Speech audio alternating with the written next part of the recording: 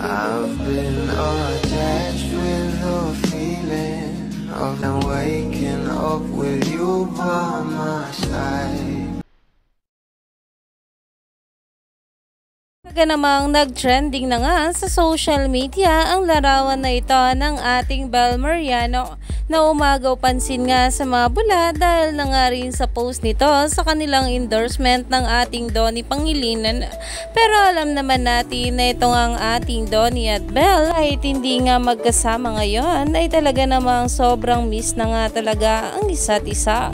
At talaga namang ang gagaling nga ng mga bula dahil nakapag-edit nga sila ng mga ganitong larawan ng ating couple. What if nga raw kung ganito ang naging eksena at talagang itong ating Donnie ang kumuha ng larawan na ito ng ating Bel Mariano. At ano nga raw ba ang magiging reaksyon ni Donnie patungkol dito? Naumani nga agad ito ng maraming komento at ayon nga rito si Donnie nung nakita yung post ni Bel.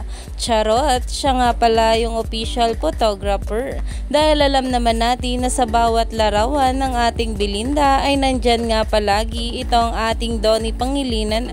Kaya naman stay tuned lang tayo for more update tila Donnie at Bel sa mga susunod pa na ayuda. Dahil marami pa nga talaga tayong dapat abangan sa ating couple ngayong araw.